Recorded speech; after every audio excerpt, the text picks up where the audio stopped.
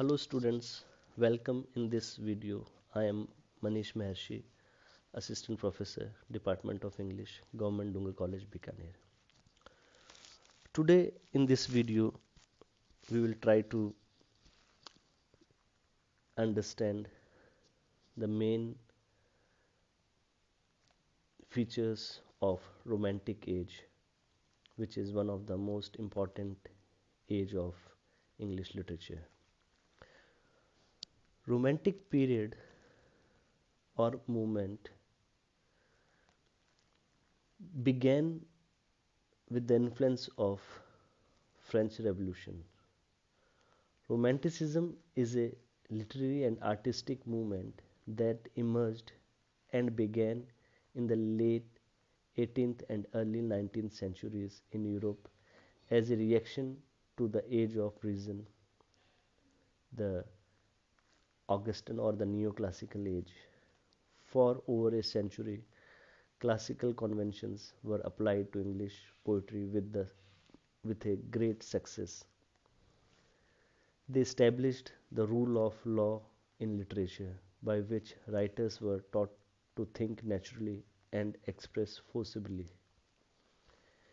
A literary technique was evolved which Pope described as nature methodized, but the follower of Dryden and Pope abused the classical ideals of order and restraint. Art degenerated into artifice in the hands of lesser poets of classical movement who used excessive stock phrases and allusions and often moved towards an dry formalism. It became clear that the classical mode needed to be replaced. Songs of revolt became visible as early as 1726 with the publication of The Seasons by James Thomson, a poem different both in matter and manner from any poem written during the last 100 years. In The Castle of Indolence, he revived the Spenserian stanza after an interval of nearly 2 centuries. Collins and Gray continued the movement, though the classical spirit was strong in both authors. Goldsmith and Robert Burns contributed by their realism and humor in the treatment of scenes of humble rustic life. With Cooper and Crabbe and the more revolutionary Blake, who are in a real sense transitional poet, the old order was at the point of death. The year 1798 marks the emergence of the Romantic movement with the appearance and publication of the preface of the Lyrical Ballads, which was the combined work of both William Wordsworth and Samuel Taylor Coleridge. This is the actual and official birth of Romanticism. It serves as a manifesto of the Romantic movement. Romanticism is the name given to the new tendency by Walter Pater. Walter Pater defines it as the addition of curiosity to the desire of beauty. The eagerness for new expressions and new pleasures were sought in nature and in the imagination of the artist. More than this, it was a revolt against authority, tradition, and convention, whether political, social, religious, or literary.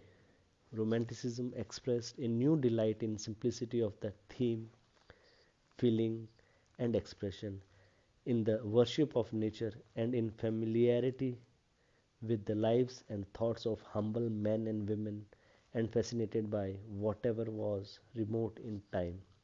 With all its contradictions, however, it was essentially a movement of liberation, and to come from the Augustan to the Romantics is almost like coming from the tranquil study into the open country wild air. Some of the important reason for the age were the continent there was a strong continental influence. The teachings of Rousseau and the French Revolution helped to form and direct the ideas of the Romantics and to make them widely accepted in England. Rousseau preached the return to nature, the superiority of feeling to ideas, and the need for a great change in the established order of things to secure the rights of the individual. The Romantics thus had this powerful influence behind them in their general rebellion against tradition and authority, and in their appeal to instinct and sentiment. In the French Revolution, with its threefold ideals of liberty, equality, and fraternity, they saw a dawn of a new hope for the human race. The main feature of this period were first a reaction against rule and custom. In the words of Victor Hugo, Romanticism is liberalism in literature, intolerant of formula but generous and tolerant in every other way.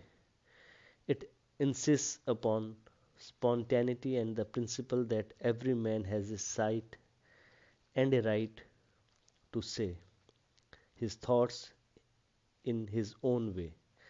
The classical writers gave a general impression of sameness, but in the works of the Romantics there is endless variety. Second is return to nature and the simple life. Like Rousseau, some of the inspiration of the Romantics commended the simple, natural country life. The Augustans were full alive to natural beauty, but their formal method conveyed no sense of any true intimacy with rural life. Wordsworth and his friends set themselves to depict the real life and people of the countryside. Return to nature is a very important part of the Romantic tradition. Nature is mentioned and discussed in a very effective form. They try to show how harmonious nature is. Then the third one is variety and individuality. Romanticism favored subjectivity and emotionalism, impulse, color, and the free play of the imagination over a limitless variety of subjects. Individualism was the keynote of Romantic movement.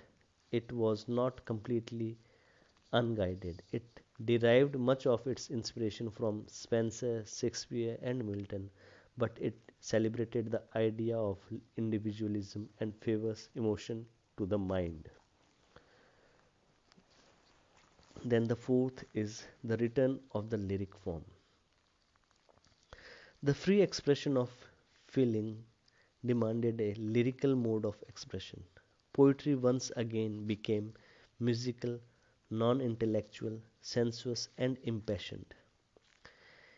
In the hands of Shelley, lyrical verse attained a new scope, richness, and fervor. All the great romantics were lyricists of the first order. Then, interest in the Middle Ages. The romantics were fascinated by medieval life and legend, the art and the culture of the Middle Ages, and made an appeal to the feeling of the picturesque which was so strong in all these writers, especially in Scott and Keats. One of the one of the result of this interest in the period was the revival of the ballad form. Later, poets turned to the remote in place as well as time and drew inspiration from the gorgeous East. Then the rebellion nature. All the romantics have a rebellious nature. Their poetry is described as a poetry of revolt. It was revolutionary against all restrictions dominating them. It was the time of French Revolution, and French Revolution immensely impacted the thoughts and the way these poets were thinking.